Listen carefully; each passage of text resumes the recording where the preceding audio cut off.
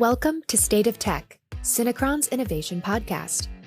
Synechron is a leading global digital transformation consulting firm focused on financial services and big technology organizations. Our State of Tech podcast hosts subject matter experts and business leaders as they explore emerging technologies, industry insights, innovation trends, and more. Let's dive into today's episode. Welcome to the latest edition of Synechron's State of Tech podcast series. You've got myself, Jim Oulton, co-head of cloud practice here at Synechron, with my partner in crime, Paul Jones. Hello, Jim. Hi there. So, Paul, today we were going to talk about the state of cloud adoption in financial services and maybe get into some of the common pitfalls that we're seeing. So, could you summarize what you're seeing with our customers? I think we both know, don't we, that everybody's still trying to fix it. We've been doing this kind of work for seems like 10 years now. Yep. And I suppose people are moving further along than they were, but it doesn't seem like the big problems have all been solved. We've got a couple of big programs at the moment, haven't we? The term we're hearing more and more is scaled adoption. And that's pointing to the fact that many of these large companies we're working with are sort of stuck at an inflection point. They've had a certain amount of success moving trailblazers or pathfinders or representative applications with the hope that they will pave the way for other applications, but really actually they're successful with a white glove migration, but now they're looking to open the floodgates and it's not quite happening. No, that's it. I mean, we do know of some of the organizations that have gone headfirst, have really managed to invest significantly. They are in the cloud now, and I think they're reaping the benefits. Everybody else, as you say, still maybe stuck on how hard and how entrenched some of the apps are with on-prem technology. And there are things that are hard to unpick. Obviously, things like Sybase and Oracle, we know how hard they are to get away from.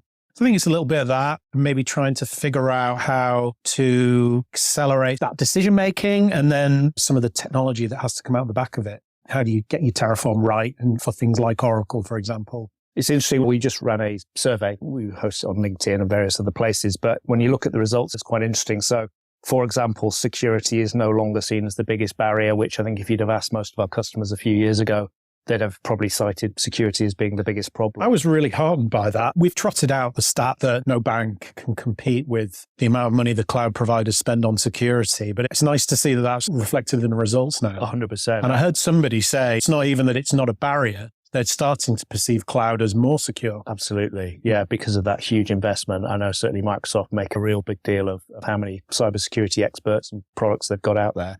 So actually, yeah, the biggest security risk that was raised in our survey was actually software supply chain threats. So the risk of having vulnerabilities found within libraries that you might get. Yeah, I mean, and that one's a topical one, isn't it? Given the open source problem we had a few weeks ago. And that's another topic kind of close to my heart because I did some work on that a few years ago. And that is still very difficult to fix, I think, that the well poisoning. We know how popular Wiz is and tools like that give you a better view of end-to-end. Not only have you left a port open or have you left a bucket open to the internet, but the whole stack, including your software vulnerabilities. Absolutely. But not a cloud problem per se. Not really, no, not necessarily. Yeah.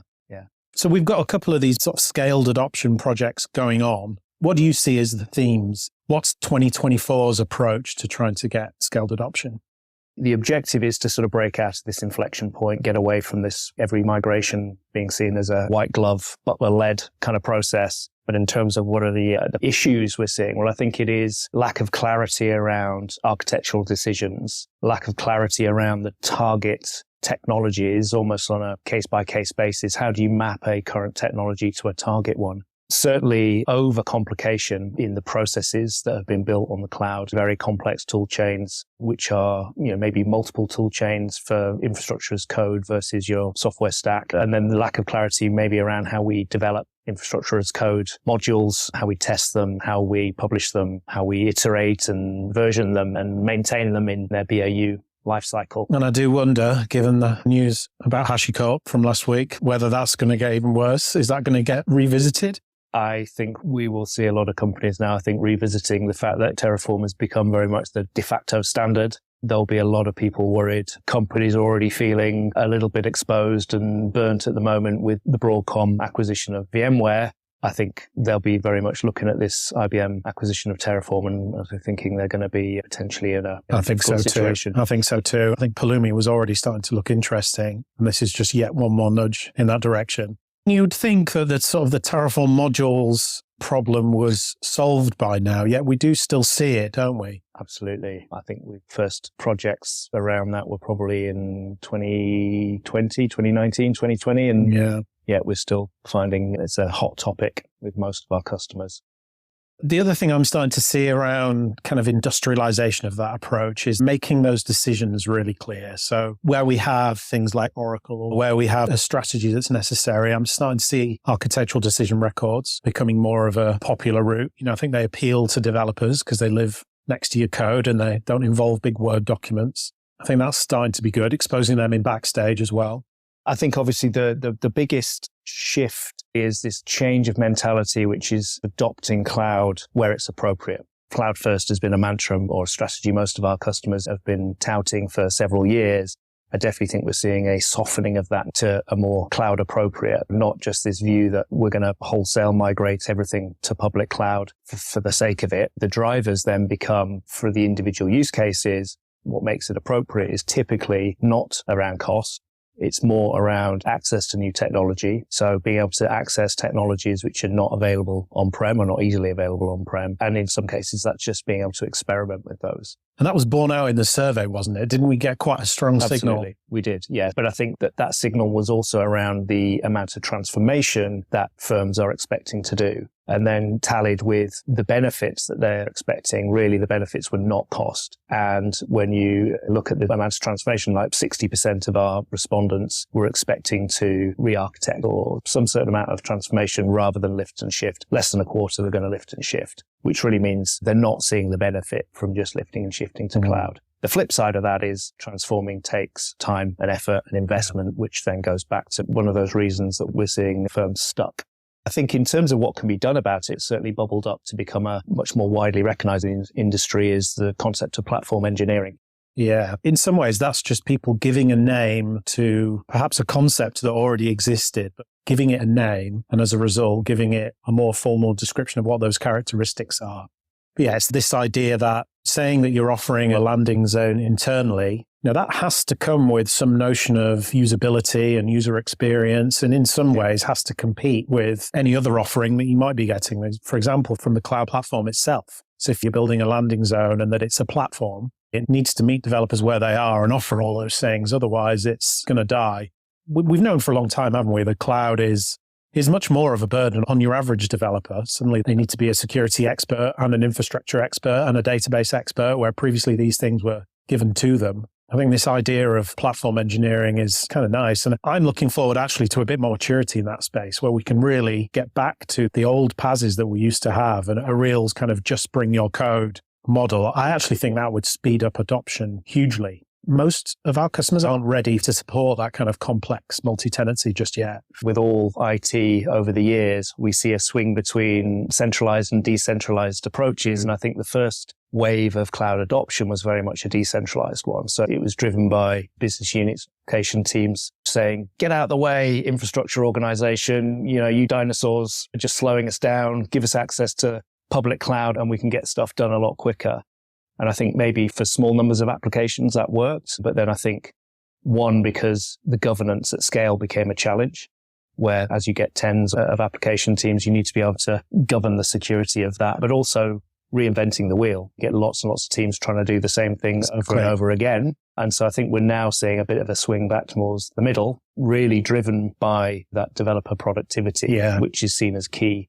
And platform engineering is then seen as the solution to providing that.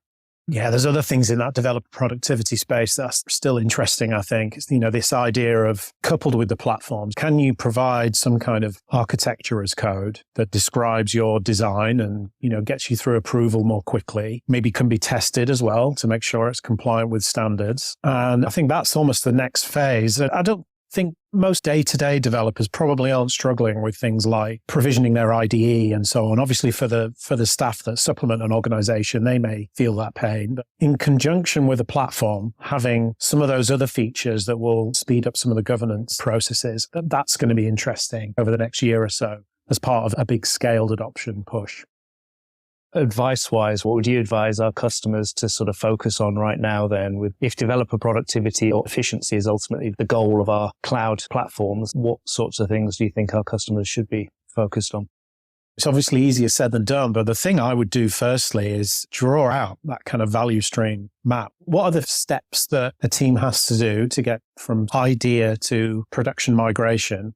Kind of map that out, see what needs to be done and which bits are either not self-service or take a long time. And I think from that, you can start to attack some of the problems because every organization is different in some ways. But the things I'm really excited about, I think, are in that governance space. The idea most organizations have fairly traditional change control and governance, but modernizing that, really getting that right. I think that's almost the next frontier for infrastructure as code. Yeah. This idea of architecture as code. And I think there's probably some interesting use cases for AI in there as well. We've seen AI be massive for code generation and for other things in the SDLC, but I think this one is a really interesting one. Comparing a design with an organization's preferences for technology and standards and things like that. That seems to me like it's an area ripe for some innovation. Probably start with a few prototypes, but I suspect we'd see that work quite well. Absolutely. And that governance space is not strictly a technology challenge. Often that's an organization cultural challenge. For sure. But maybe we can bring a technology solution to help to solve that. I mean, people call it digitization, don't they? Digital governance. I'm really interested in what we can do there. That's the bit where I've looked at AI and thought that would be great fun to try and get that to work. All right, Paul, thank you very much. It's been great chatting as always. Thank you, Jim. Thanks everyone who's listening in, and hopefully we'll see you on the next one. Cheers. Thanks for listening to the Synechron State of Tech podcast. Don't forget to like and share this episode and subscribe to stay up to date on all of the latest and innovative technologies savvy businesses need to know about. To learn more about Synechron, head to our website at www.synechron.com. Stay tuned.